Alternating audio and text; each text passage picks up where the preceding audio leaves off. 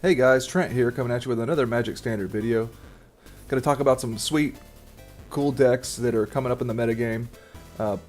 Some as contenders and some not so much, but that maybe have some, promise up in the future here to keep our standard season interesting, and so far it's been that way. Well, I'll just mention, of course, we still got the big heavy hitters that are coming back. Mono Red Aggro. Looks like a lot of lists are still using Chandra Fire Artisan. Otherwise, it's kind of like the same old stuff that you just got to be on the lookout for. Same probably goes with the Esper Control decks, the White Weenie decks, and decks, the top tier decks. We all know what they are.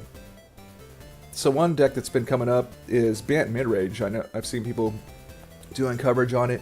Actually, let me take that back.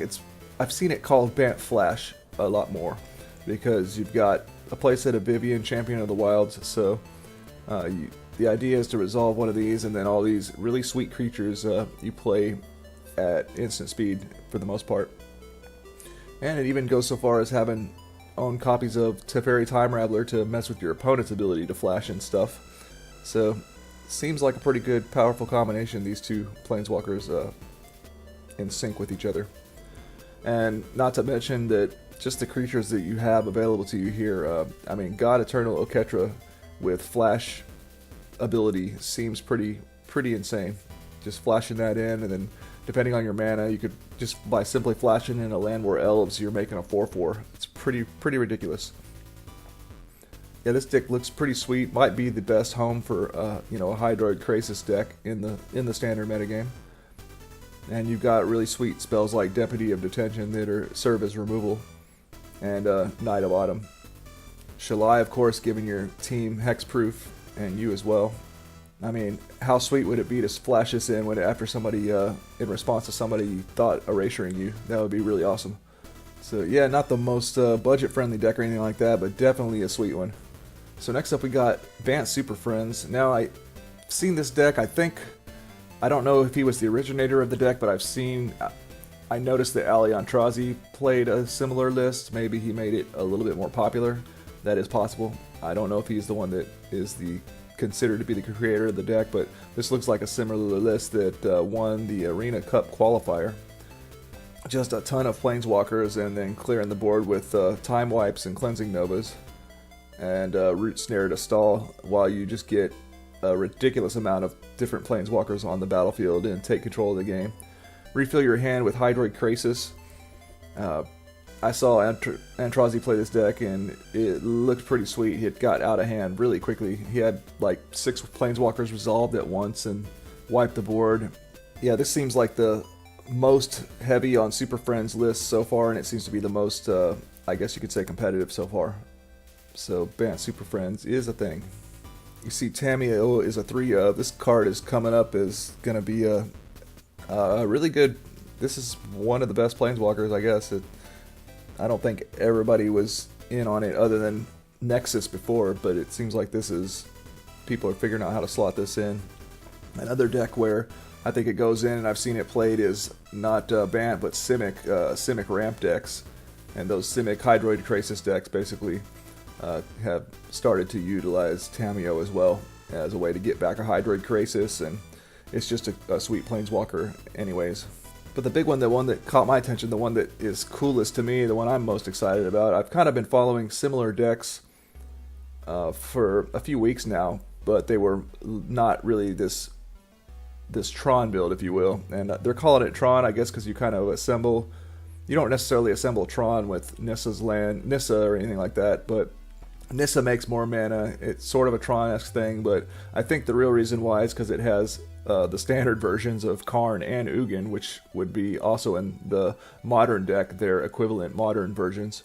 So this deck utilizes all the really fast mana dorks and some really powerful ramping land filtering stuff with Jade Light Ranger and Wayward Swordtooth to ramp into as many lands as possible. Along the way, we resolve Karn, the Great Creator, and have access to a toolbox sideboard. So this is a really good deck in best of one, and then it's just pulling lands and creatures and planeswalkers out of your deck, thinning your deck down, playing as many lands as possible, and then resolving eventually a Nissa and just you can kill your opponent with your lands. But in addition to just being able to cast really great spells with your mana, it has some really good mana sinks in the form of Karn's Bastion and Blast Zone, enabling you to really utilize these cards more than probably any other deck I've seen so far, as far as being able to get it online and get the value out of it almost immediately.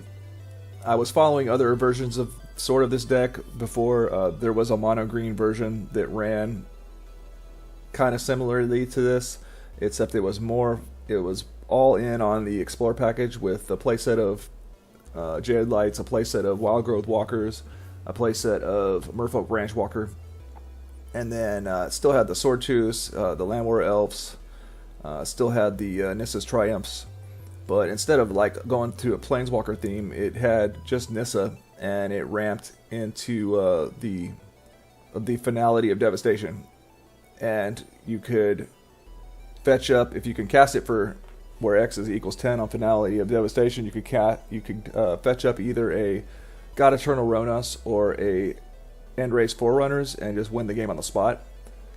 That deck was really awesome, but it is more like of a combo kill, and so I think this Tron version is more prepared to play a more balanced metagame matchup. You know what I mean? Like you have longevity against almost any deck in the format here, you know. Whereas the combo version kind of like, you know, since it is a combo deck for the most part, I mean, it can beat down with Explore creatures, but other than that, it's kind of soft against control and stuff like that. I think this, having such a powerful package here in the Planeswalker section, gives it that balance and diversity it needs to actually, I think we're going to see this as a real contender in the metagame. I think this is going to be tier 1.5, tier, you know, maybe tier 1. We'll see. But as far as a ramp strategy, I think this is definitely the way to go. So those are some of the sweetest decks I found this last couple weeks in the metagame.